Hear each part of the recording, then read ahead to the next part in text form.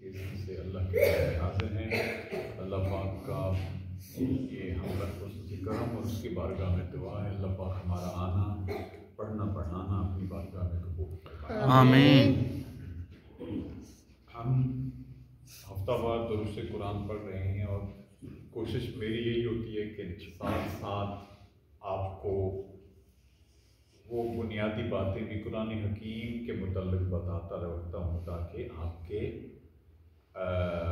جو ایک تو انسان سیکھتا ہے پھر اس کو اپنے گھر میں آپ جب بچوں کے درمیان بیٹیوں کے درمیان بہنوں کے درمیان یا اپنے دوستوں میں بیٹھتے ہیں تو آپ یہ بات آگے پہنچایا کریں. مثلا ابھی جو بات بتاؤں گا ممکن ہے پہلے میں نے یہ بات نہ کہی ہو، یاد نہیں پڑتا. اور انٹرسٹنگ بات ہے، میں نے بھی جب یہ اپنے بڑوں سے اپنے اساتذہ سے بالخصوص ڈاکٹر صاحب سے یہ بات سیکھی اور سمجھی تو جیسے بندہ بولتا ہے نا چونک پڑتا ہے انسان. اتنا اہم پوائنٹ قرآن مجید کا اور ہم اس کو سمجھ نہیں پائے کیا ہے. آقا علیہ الصلوۃ والسلام کی مکہ المکرمہ میں جو تبلیغ کے جو دور ہے وہ کتنے برس ہیں بتایا تھا آپ کو. کتنے سال حضور علیہ السلام نے اعلان نبوت کے بعد مکہ المکرمہ میں تبلیغ کی؟ 13 برس. کتنے برس؟ 13 برس. کیا کیا حضور علیہ السلام نے مکہ المکرمہ میں؟ تبلیغ. نبوت کے اعلان کے بعد کی بات ہو رہی ہے. ٹھیک، جب آقا علیہ السلام نے اعلانیہ کیا کہ میں اللہ کا نبی ہوں، جب سورہ علق کی آیات آئی تھی کیا تھی؟ بسم اللہ الرحمن الرحیم اقرأ بسم ربک الذی خلق. یہ آیات آئی تھی تو آقا علیہ السلام نے مدینہ مکہ المکرمہ میں آ کر مکہ والوں کو یہ سنایا اور بتایا، یعنی اعلان کیا کہ میں اللہ کا نبی ہوں اور یہ اللہ کا قرآن ہے. 13 برس اس دوران جو قرآن مجید حضور علیہ السلام پر اترا اس کو کیا کہتے ہیں؟ مکی دور. کیا کہتے ہیں بچوں؟ مکی دور. مکہ المکرمہ میں مکہ المعظمہ میں جو قرآن مجید 13 برس میں اترا، جیسے مکی صورتیں مدنی صورتیں کہتے ہیں جی. اور جو مدینہ طیبہ میں ہجرت کی تو کتنے سال حضور علیہ السلام نے تبلیغ فرمائی؟ 10 برس. 10 سال. 13 برس مکہ میں، 10 برس مدینہ طیبہ جی. اب جو قرآن پاک مکہ المکرمہ میں آیا وہ قرآن مجید کا پورے قرآن پاک میں سے بیشتر زیادہ حصہ جو ہے وہ مکہ میں نازل ہوا، مکی صورتوں میں. جو قرآن مجید مدینہ طیبہ میں نازل ہوا اس کی تعداد مکہ المکرمہ کی بنسبت کم ہے. جو نکتہ آپ کو بتانا چاہتا ہوں کہ مکہ المکرمہ میں قرآن مجید کا جو خطاب کا بیان تھا، جو اسلوب تھا، جو طریقہ کار کیا تھا؟ رد شرک اور اعلان توحید. مخاطب کون تھے؟ مشرک تھے، بت پرست تھے.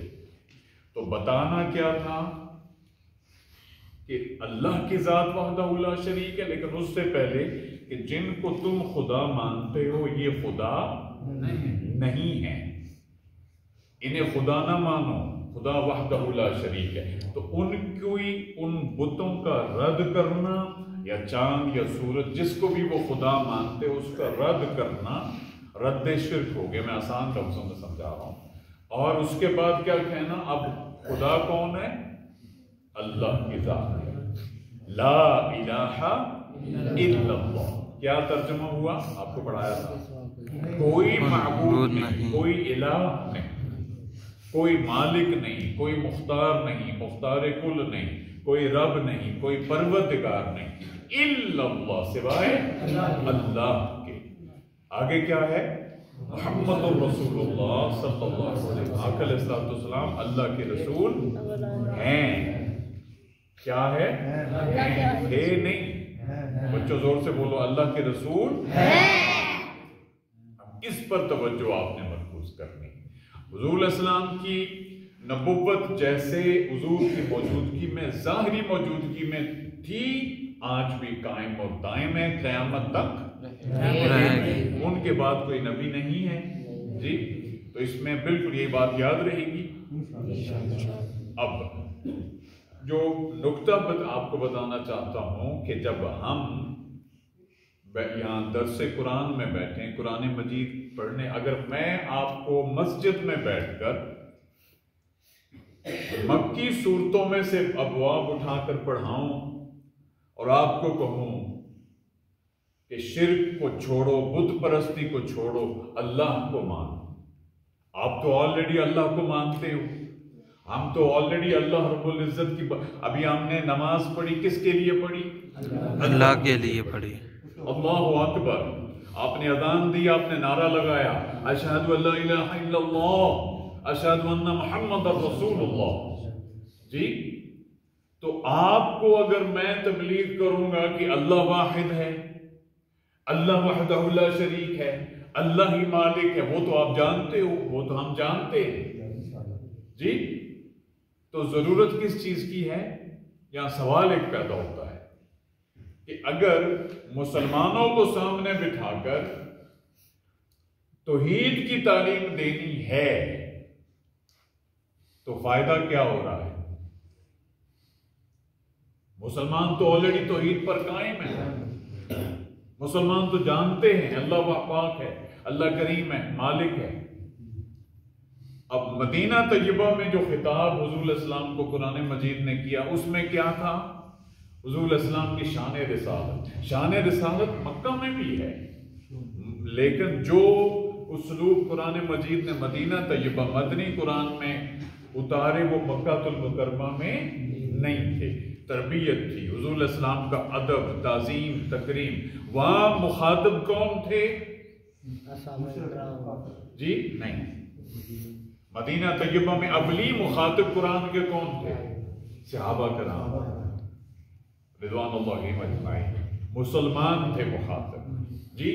باقی یہود کے قبائل تھے، مشرکین بھی تھے، نصارہ بھی تھے، مجوسی بھی تھے، غیر مسلم جتنی بھی آپ لے لیں جو شرک کرنے والے، اہل کتاب سمیت، لیکن اول مخاطب اہل ایمان۔ تو اس سے قرآن مجید کے اس اسلوب سے ایک سبق ملتا ہے کہ جب مسلمانوں سے تقریر کرو، مسلمانوں سے خطاب کرو تو اپنا موضوع رد شرک اعلان توحید نہ بناؤ، بلکہ اپنا موضوع شان رسالت بناؤ، سبحان اللہ، تاکہ مسلمانوں کو، مومنوں کو اللہ کے محبوب کی شان کی سمجھ آ سکے، سبحان جو اللہ کے محبوب علیہ السلام کی ذات مقدسہ پر، آپ کی رسالت پر معاذ اللہ استغفر اللہ دائیں بائیں جانب سے حملے ہوتے ہیں۔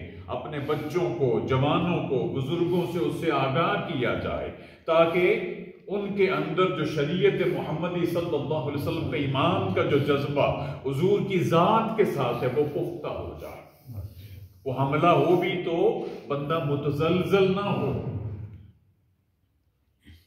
اس کے اندر کوئی سوال پیدا نہ ہو۔ مثلا میں ایک آپ کے سامنے رکھتا ہوں، آقا علیہ السلام آخری نبی ہیں، حضور کے پاس نبوت ختم ہو گئی۔ اب اگر کوئی اعلان کرے، اعلان نبوت کا، کوئی کہے میں نبی ہوں، جیسے مرزا قادیانی نے کیا جی، اس نے اعلان کیا، اس کا اعلان مردود ہو گیا، اس پر کوئی شخص دلیل پوچھے،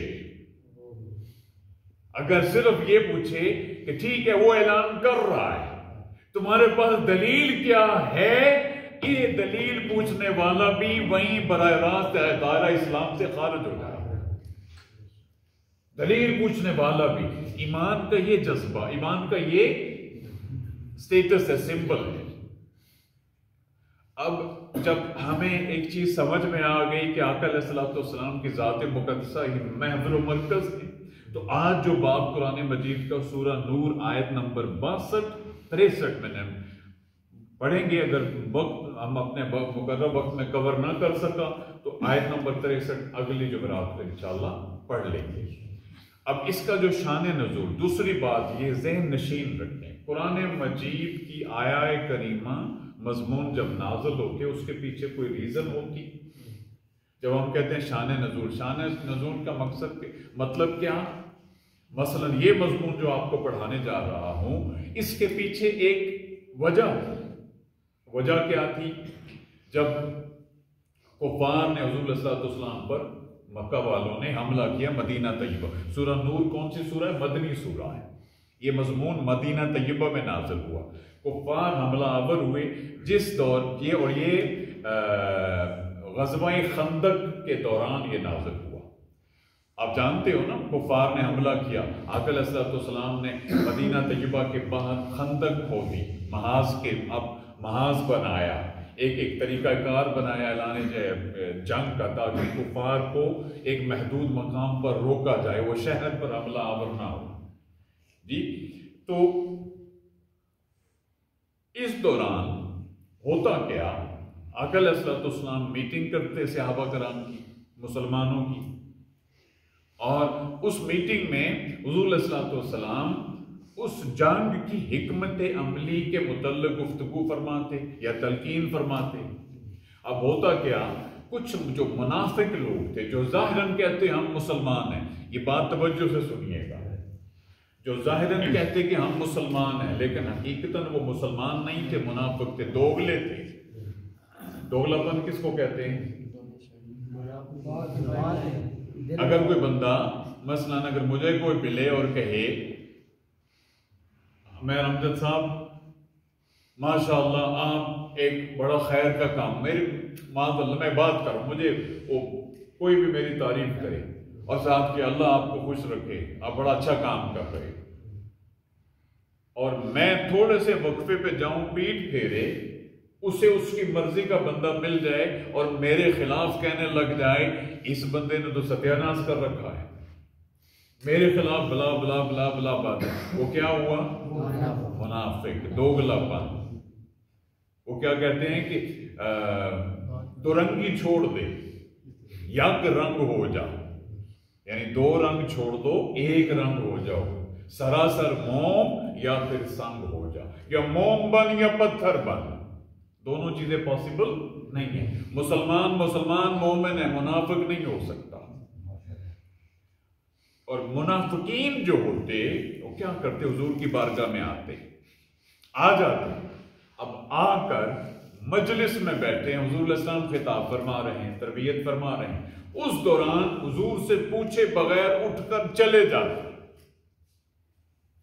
جو لوگ چلے جاتے، اور یہ عمل اللہ رب العزت کو گوارا نہ ہوا، اور اللہ رب العزت نے ان لوگوں کے متعلق یہ باب اتارا، اور جب قرآن مجید کا یہ باب آیا، حضور علیہ السلام نے تلاوت فرمائی صحابہ کرام کے سامنے، منافقین کی نشاندہی ہو گئی کہ وہ منافق لوگ جو یہاں بیٹھتے ہیں اور اٹھ کر چلے جاتے ہیں حضور کی اجازت کے بغیر، اس کے متعلق یہاں قرآن مجید کیا بیان فرماتا ہے۔ میں اپنی زبان سے کچھ نہیں کہہ رہا، میں آپ کے سامنے لفظی ترجمہ اور تھوڑی سی شرح بیان کروں گا، اور آپ خود سمجھیے گا کہ جب ہم کہتے ہیں کہ حضور علیہ الصلوۃ والسلام کی اپنی ذات پاک دین کا محور و مرکز ہے، یہ ہم نہیں کہتے، ہمیں قرآن نے سکھایا، اولاً قرآن مجید نے سکھایا، ثانیاً ہمیں حضور علیہ السلام نے سکھایا، اس سے آگے ہمیں صحابہ کرام رضوان اللہ علیہم اجمعین نے اپنا عمل کر کے ہمیں بتایا کہ شان رسالت، ادب رسالت، تعظیم رسالت کیا ہے۔ میں بار بار اس لیے کہتا ہوں کہ آپ کو کہیں سے بھی کوئی دعوت ملے، کسی کو کوئی پیغام ملے دین کے نام پر، اور یہاں دیکھا کریں کہ دین کے نام پر صرف آپ کو توحید سکھایا جا رہا ہے کہ یہاں شان رسالت کی کوئی بات ہو رہی ہے۔